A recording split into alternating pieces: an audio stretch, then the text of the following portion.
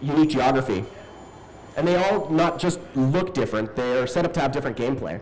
This area is set up to be a really good combined arms area where infantry and tanks and aircraft can all play. There's plenty of cover for ground infantry, plenty of avenues. Whoa, calm down, I got crashed into you. There's plenty of avenues for vehicles to be able to drive around and not get too stuck. But we also have places that are canyons that are really good areas for infantry to be able to fight against vehicles because the vehicles in there are going to be a little bit tighter. They're not going to be able to maneuver around as much in the canyons. And we're going to be moving over to one of those areas pretty soon. You guys see me using a /vehicle command to spawn my vehicle as I get killed. It's because I don't want to fly all the way back over to the biolab where my vehicle actually can come from. So I'm saving all of us some time.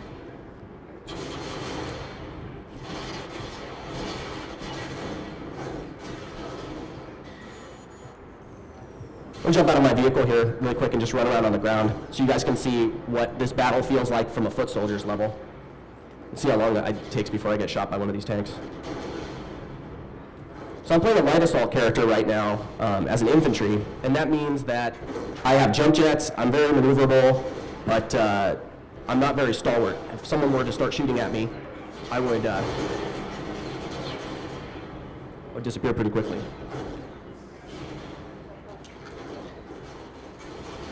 Somebody pulled the power cord.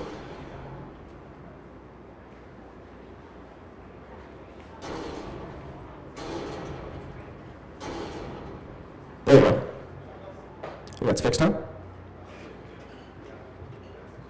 It's like a rat's nest down here with cords, so I probably pulled it with my foot. Sorry. And I got killed while that happened. That's always the way. Oh, come on. You broke it again. It was fun.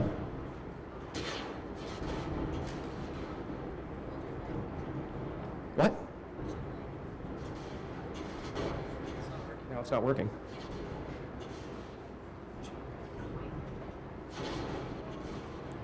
Technical difficulties. The game's working great in the background, though. You can hear the sounds. I would make a note about how we're still in alpha, so you can't really judge us for this, but it's not even a game.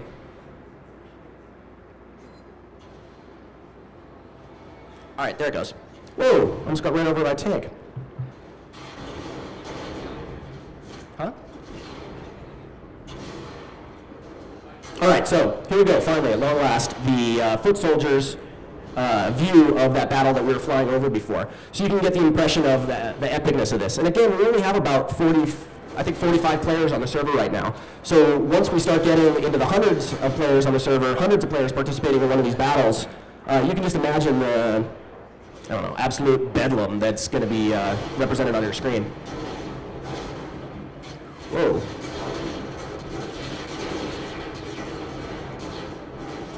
So this is pretty crazy.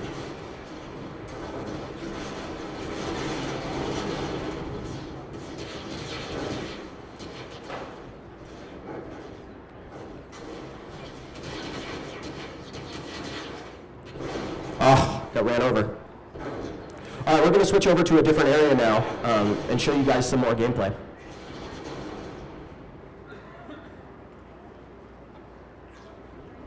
Hop on my airplane again.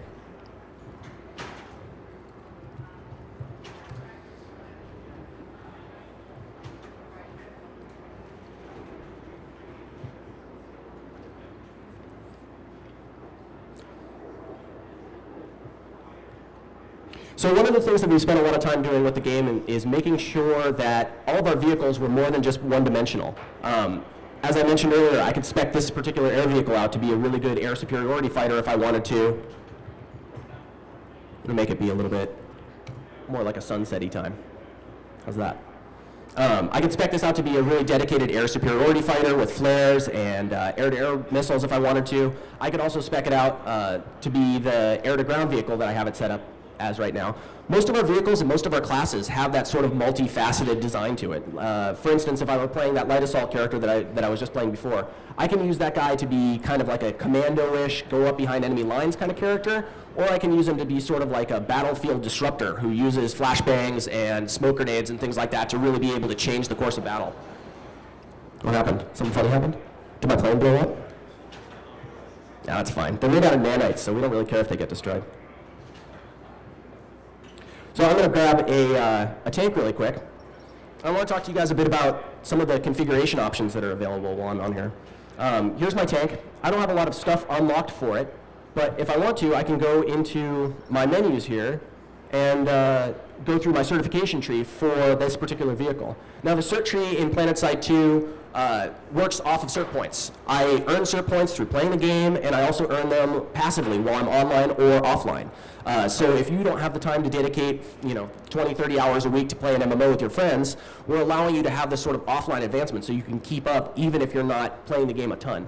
One of our big themes while making this game has been that we want people who are 5-minute players and 5-year players to be roughly equal to each other. So we don't have massive upgrades for your vehicle where you get this item and suddenly you're more powerful. We have side grades, and side grades allow you to really tailor your vehicle, tailor your weapons to your particular play style. I might want a rifle that fires slower and does more damage per shot, but that doesn't really give me a huge advantage over another player who has a rifle that fires faster and does less damage per shot. They're pretty much equivalent in terms of the total damage output, but it's really just about my playstyle. Vehicles are very much the same way. I can unlock all of these different certifications for my vehicle, and I can unlock different weapons and items for my vehicle that all allow me to just customize it to play to my particular likes, the things that I want to have for that vehicle. And those different roles for each one of those vehicles are really important too.